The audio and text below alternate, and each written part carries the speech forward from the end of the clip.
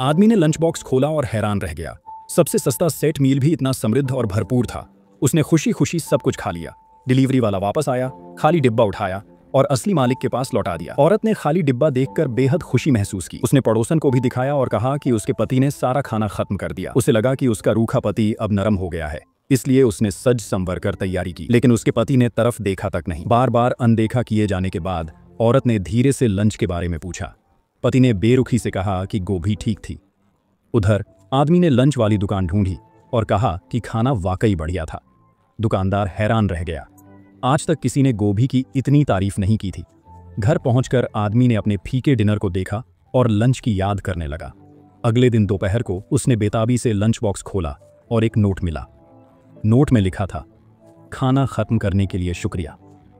लिखने वाले ने कहा कि हालांकि वो जानती थी कि लंच गलत व्यक्ति के पास पहुंचा था, लेकिन इससे उसे पूरी दोपहर खुशी मिली। शुक्रिया के तौर पर उसने अपने कुछ खास पकवान बनाकर भेजे थे। आदमी नोट पढ़कर सोच में पड़ गया। उसने शानदार खाने को देखा और एक विचार मन में आया। औरत के हाथ फिर खाली डिब्बा लगा, लेकिन इस बार नोट में लिखा था, खाना बहुत नमकीन था। वो गुस्से से भर उठी। पड़ोसन को पता चला और वो तुरंत मिर्च की एक टोकरी ले आई। अगले दिन दोपहर को आदमी को फिर लंच बॉक्स मिला, लेकिन इसमें कोई नोट नहीं था। उसने जल्दी से एक और लिया और तीखेपन से चौंक गया। शाम को औरत ने देखा कि डिब्बा फिर खाली था।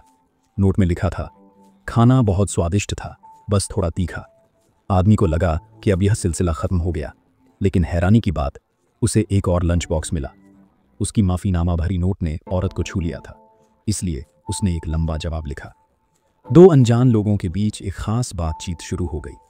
औरत ने बताया कि उसका पति कितना ठंडा और दूर रहता है। आदमी ने सुझाव दिया कि वो बच्चे के बारे में सोचे, शायद इससे उसके पति में बदलाव आए। उस रात औरत ने सुंदर कपड़े पहने, लेकिन पति फिर भी बिना कुछ कहे चला गया। अगले दिन औरत ने फिर लिखा और अपनी उदासी बांटी। उसे खुश करने के लिए आदमी ने मजाक किया कि एक बूढ़ी औरत उस पर मरती है। औरत हंस पड़ी। दिन बीतते गए और वो एक दूसरे के सबसे करीबी दोस्त बन गए। औरत अक्सर आदमी की सेहत की चिंता करती। उसने उसे धूम्रपान छोड़ने को कहा, क्योंकि उसके पिता की मौत फेफड़ों के कैंसर से हुई थी। आदमी ने हर शब्द गंभीरता से लिया। उसने तुरंत धूम्रपान छोड़ने की योजना बनाई। लेकिन एक दिन औरत को अपने पति के कपड़ों पर किसी और औरत का परफ्यूम लगा। उसने बस ये सब लिख दिया और आदमी को भेज दिया, जैसे वो हमेशा करती थी। उसने कहा कि वो सब कुछ छोड़कर भूटान जाना चाहती है, नई शुरुआत के लिए। आदमी ने जवाब लिखा, तुम्हें क्या लगता है, क्या उसने हाँ कह दी?